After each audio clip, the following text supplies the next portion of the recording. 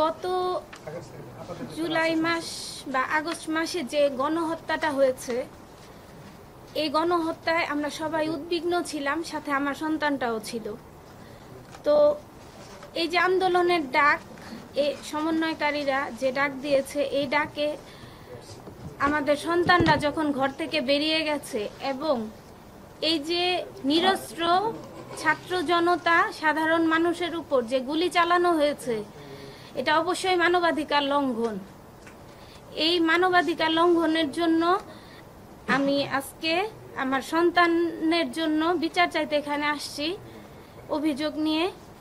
আমি এদেশের সংবিধান অনুযায়ী যতটুকু সর্বোচ্চ শাস্তি এই হুকুমদাতা থেকে পালনকারী, মানে যারা কমান্ডটা মেনে নিয়ে গুলি করছে তারা এবং যারা হুকুম দিছে তারা, এই প্রত্যেকের সাজাটা চাই।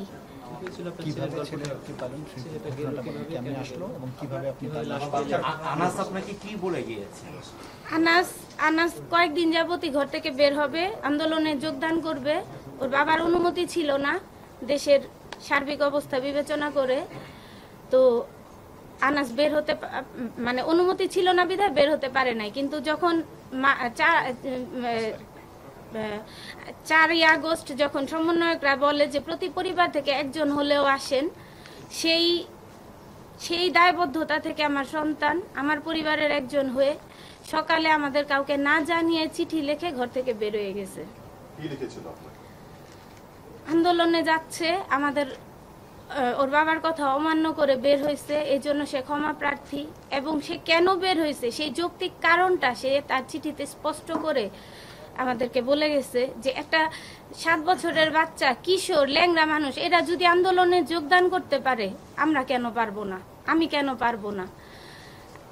আমি যেহেতু এদেশের নাগরিক, আমি যেহেতু আল্লাহ আমাকে সুস্থ সবল রাখছে, আমারও তো দায়িত্ব যে দেশের পাশে, দেশের মানুষের পাশে দাঁড়ানো। সেই যে দায়বদ্ধতা, সেখান থেকে আমার এই ছোট্ট শিশু কিশোর বাচ্চাটা নিজেকে আটকায় না রাখতে পেরে আমাদের কথা অমান্য করে ঘর থেকে বের হয়ে গেছে একটা চিঠি লিখে যে মা আমি আন্দোলনে যাচ্ছি, যদি বেঁচে ফিরি তো ফিরলাম, আর যদি না ফিরি কষ্ট পায়ও না তোমরা। যে এই যে ঘরে বসে এই যে জিনিসগুলা কষ্ট করে দেখার চাইতে ওই রাস্তায় নেমে গুলি খেয়ে মৃত্যুটা ওর জন্য বেশি সহজ ছিল। মানে বেশি এতটা কষ্ট দিচ্ছিল তাকে যে তার ঘরে থেকে কষ্ট পাওয়ার চাইতে রাস্তায় যে শহীদ হয়ে যাওয়াটা সে বেশি মানে শ্রেয় মনে করছে, শ্রেষ্ঠ মনে করছে। তারপর পুলিশের গুলিতে চাংখারপুল একদম গলির ভিতরে, রাস্তার মানে মেইন রোডেও না, নিরস্ত্রভাবে আমার সন্তানটাকে গুলি করে মারা হয়েছে। সেখান থেকে আন্দোলনকারীরা তাকে তুলে নিয়ে মিটফোর্ড হসপিটালে পাঠাইছে। সে ওইখান থেকে আন্দোলনকারীরা আমাদের সাথে যোগাযোগ করে আনাসকে আমাদের হাতে দিয়ে গেছে এবং ওকে আমরা বাসায় নিয়ে আসছি ওই অবস্থায়, রক্তাক্ত অবস্থায়। বুকে 10ম শ্রেণীর ছাত্র ছিল, আনাসের গুলিটা বুকে লাগছে। প্রথমে হচ্ছে রাবার বুলেট ছুড়া হয়, সেই রাবার বুলেটও আনাসের গায়ে লাগে।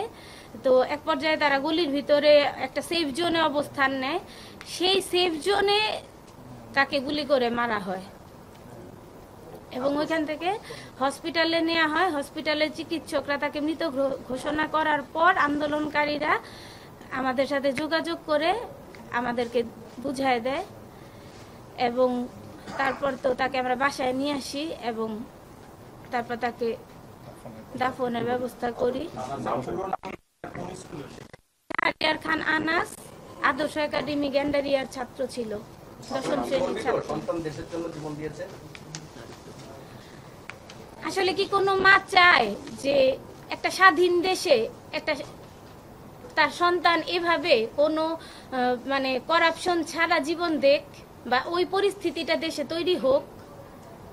কোনো মা কি চায় যে তার সন্তান মানবতা লঙ্ঘন হয়ে মারা যাওয়ার পরে গর্বিত হইতে? আমি যে গর্বিত হব, আমি নিজেই কি দেশের একজন গর্বিত নাগরিক? যে দেশে আমার সন্তান নিরাপত্তাহীনতায় ভুগে, যে দেশে আমার সন্তানকে মানবতা লঙ্ঘন করে হত্যা করা হয়। আসলে কি আমার সন্তান কোনো অপরাধী ছিল? আমার সন্তান কি হকদার ছিল এই গুলির? আমি কি আজকে সন্তান হারা মা হওয়ার হাহাকার নিয়ে বেঁচে থাকার হকদার ছিলাম? কোনো অপরাধ ছিল আমার?